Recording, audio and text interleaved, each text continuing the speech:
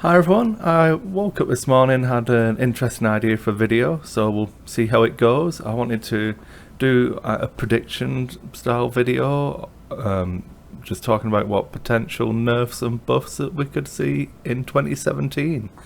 So what brought this on was the fact that obviously the direct nerf to Deadeye, which Alex David came out on the article on FFG to say that it was a direct fix for the three contracted scout list with ordnance. So we actually errated Deadeye to make it small ship only. And then simultaneously we got the errata for the heavy seek title for the M3A interceptor, which buffed that by giving it an extra hull point for the same cost. So with the usage of erratas to basically patch and hotfix different cards and ships, I thought this could be an interesting video to do. So I'm going to start off with a couple of easy ones first. So I'm going to do a nerf list for 2017. Straight in there, I would say that we're probably going to see something with Palpatine then. Obviously everything should be taken with a pinch of salt here. I'm going to try and go through each list in likelihood of changes, but that's just my opinion, so please, if you think Palpatine's fine, that's a perfectly valid opinion, because I don't think Palpatine is that bad myself, but we'll probably see something with Palpatine. So the way I'm going to approach it is what I think will happen, and then some weird outside kind of chance it could happen. So we're probably going to see some form of range restriction on Palpatine. I think it's the easiest way to fix him. Get him to have to be within range 3, so you can't circle aboard and get his ability. But then for the outside, I've got two potential fixes. So one of them is that you've got to have your ship, the ship you do it's got to be a legal target. That's right. So if you're flying it on a shuttle, you've got to have the ship you want a Palpatine in arc, which makes it really difficult to use. Whereas it's a natural buff to a decimator Palpatine, which we don't see as much because you've got a 360 on that one. So I mean, that's a really out there change. I doubt we'll see that one. Other things you could do is make it an action so that the shuttle's losing its focus, or if you can't hard stop all the time, if stress control comes back in there a little bit. Or you could do it as a condition card, so that when you pick Palpatine it goes onto a specific ship and that's the only ship you can affect. So there's some ideas for Palpatine. And then the second ship on the nerf list was Manaroo. So this one is, again, it's the same kind of thing as Palpatine, but probably going to be a range restriction, bringing her down so that she has to stay in the fight to kind of help Dengaroo. And Dengaroo's the main culprit for this list, I think. Although we are seeing Manaroo pop up in a lot more places now, showing the power of the actual card. So the outside possibilities that I thought for Manaroo, this one I really thought is a good contender for a condition card. So when you deploy her, you pick one of your ships and apply the condition to your own ship. So it could be like a built-in mind link kind of thing, where all of the good stuff gets passed, and it could go both ways. That's like a really crazy one. Or again, just that she has this ability as written, but it only affects the ship that the condition is applied to. And then the last card on my nerf list, really, and this one's probably the harder one to do, is Zuckuss, because I feel like Zuckuss is only a problem when you start comboing it with Manaroo. So if Manaroo gets fixed, which I've put as a higher probability, then Zuckuss might not need fixing at all, but we'll see how it goes. So the problem with Zuckuss is that there's too many ways currently for just still keep getting the actions and stuff like that, which means that you're not going your unmodified attack dice against a defender's negatively modified defense dice. You're going your fully modified attack against the modified defense die. So for this one, I thought about doing once per round. So that's a pretty obvious one. It fixes Dangaroo a little bit in that you can't get it on a double tap. Also, I don't see it too much, but if you go gunner, things like that, you can't do the Zuckus Gunner Bosk trick on the YV666, where you make them re-roll so that you miss to get the target lock focus for the second attack that triggers from gunner. So you then get a target lock focus attack, which can Zuckus the other way. And then, as an outside possibility for that one, there was like a stress cap, so you can only stack 3 stress tokens on the ship or something, kind of like is it Captain Yaw, where he can only suck the stress off another ship if you have less than 3 stress on him, something like that.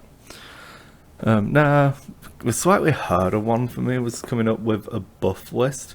Putting ships onto the list was really easy, but actually trying to think of a way to buff them that feels different, feels original, was pretty hard actually.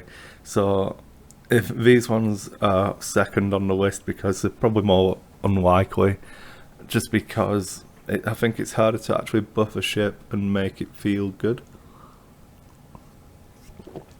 So we have the X-Wing with T65. We've acknowledged that it needs a buff for quite a while now, and nothing's come out. There's been like integrated astromech has pushed it up a little bit.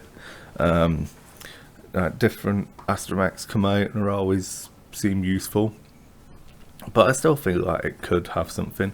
So it's going to be vague, but probably going to be some form of 0 point title for it. It could do anything. I doubt it'll be a straight cost reduction title, because if that was the way we wanted to go, I feel like they would have done it by now. We've seen it with like the A-Wing for the Chardan refit on the missiles. I don't think they'll do it on the torpedo swap, as it's just too samey to the A-Wing. I think they want to buff it, but they want to buff it in a way that feels unique.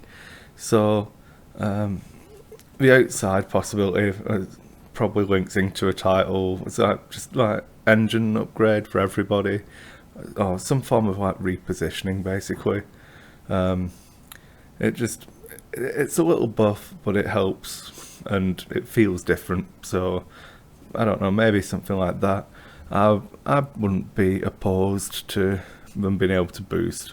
The T70 has it and sees, I'd say, more play than the T65, and having the ability to boost opens up options for the engine upgrade. For auto thrusters, so your high pilot skills suddenly are a little bit more appealing. So maybe something like that, maybe a title that gives them boost or something. The problem that I saw, if you go for a direct buff to the X-Wing, like adding more hull, like integrated does, is it starts moving them into the raw efficiency jouster area that the B-Wing occupies currently. So for that reason, I've put the B-Wing on the list. If we see something that buffs the X-Wing, I'd like to see something that moves the B-Wing around a little bit, kind of like they did for the 2-seater B-Wing, the crew upgrade option. It wasn't necessarily a buff, it didn't make it more powerful, because you're still going to pay the points for it, but it just changed its role a little bit. So I'd like to see something else along those veins, like maybe a sensor upgrade or something that goes in that sensor slot. Not necessarily B-Wing only, but just something in there that's going to be nice. Or like maybe do something with the card you've already got. So you've got the crew option, so maybe do some B-Wing specific crew. That would be an interesting take for me. We've had different title cards for specific ships, obviously. Then you've got modifications which only work on specific ships. So I maybe do a B-Wing specific crew idea. I don't know, like a cheaper gunner or something to go on them, so you can trigger the fire controls. I don't know, but something that's specific to B-Wings so that it can't be abused outside of that. But that's like the real outside possibility. Then the ship that I probably want to see buffed more than the X-Wing personally. Finally got the Defender buff this year. I'm really happy with that. That was always top of my list. And the next one on my list was the Star Viper. I would have liked to have seen it fixed before the M3A, to be honest, but that's just personal preference. I think it's such a nice looking model. It's really well done, but it's just not there at all. I think it was probably the bigger miss out of all of them. So for this one, I think the probability is just a straight up points drop. Whether they do it as a straight up errata on the card that just make them cheaper, or the way we've done it in the past is some form of upgrade.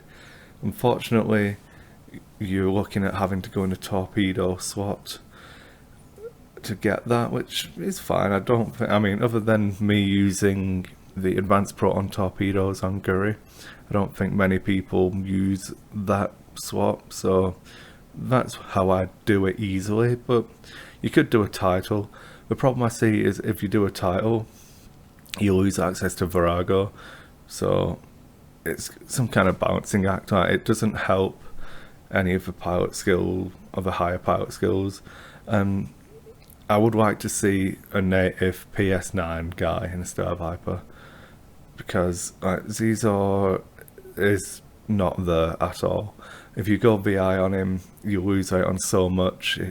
I think the Star Viper is a perfect platform to put a PS9 pilot into and really let the ship shine and do what it was marketed as, of like that scum arc dodger. Outside possibility for Star Viper was like just add an EPT to a PS3 one.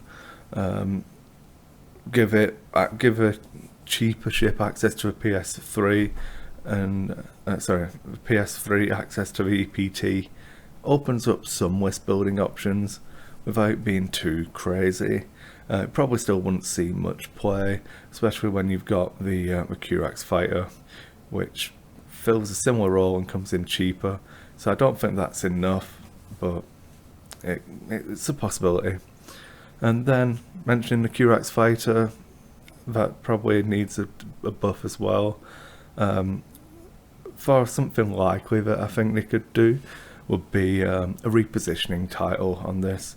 So something that just gives it a barrel roll, gives it a boost, same kind of thing as the X-Wing. If you want it to be the straight up jouster, it starts to conflict with your G1 Mist Hunter. So I feel like some form of repositioning so it walks that line between being an arc dodger and a jouster, and see how it goes there. For an outside possibility, I would actually really like to see some form of dial manipulation on this thing. Some way of getting it down to a 1 forwards, which is my big thing. Anyone who's heard me talk about it before, but something like Juno Eclipse's ability, giving it access to something like that, so it has a fully open dial. Maybe make it have to count as a red move, or something. Maybe a white move and take a stress, kind of like inertial dampeners. That would be interesting, I think, and could make the Curax fighter a little bit more popular. Then just some random thoughts for what could be buffed. I've got, these ones are way out there, but probably more buffs for bombs to come. Like we saw, what was it called? The cluster mines got the buff so that they work on hits and crits. I think that was needed to make the card worthwhile and see play, and they do see more play now.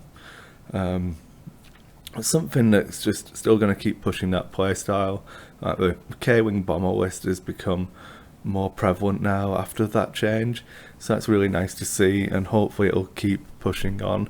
And I'd like to see more bomb style of play, because it's a completely different play style to how normal X-Wing plays, when you're having to think about where it's going to come, especially when you've got like the quad jumper coming, which can move backwards and drop the bomb and stuff like that.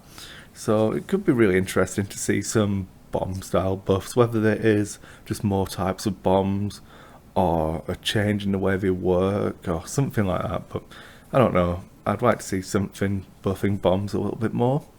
Then we have the Hawk 290. So this is a hard one for me.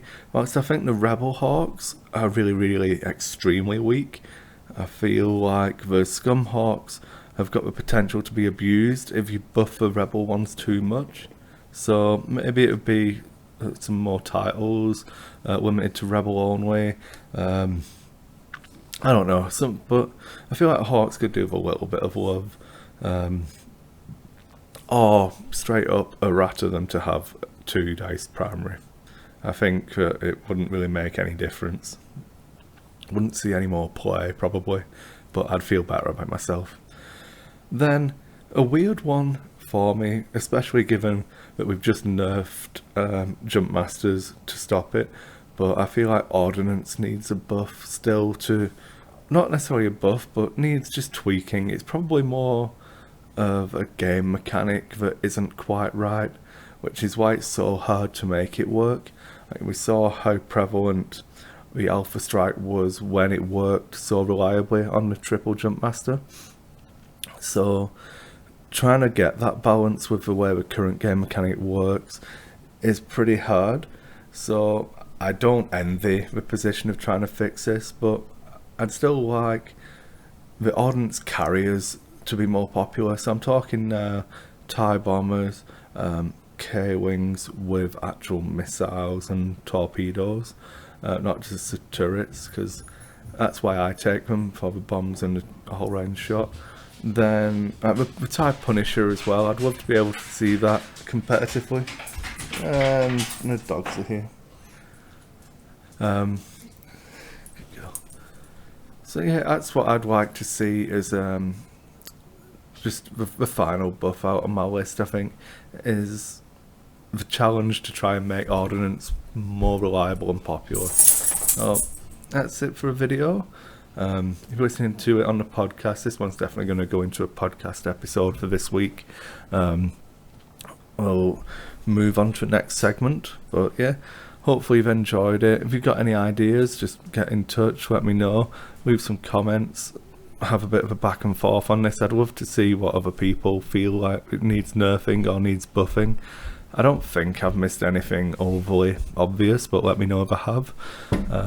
Subscribers are going really well, but make sure you share and like the video. I'd much rather people were sharing and liking the videos and stuff than trying to join the Patreon. But if you feel that you would like to support, there is the Dice Hate Patreon as well. So thanks for everyone who's supported that. It's going really well so far. I've got to send out the next batch of prizes and stuff this week. But yeah, thanks to everyone watching, and I'll see you again soon.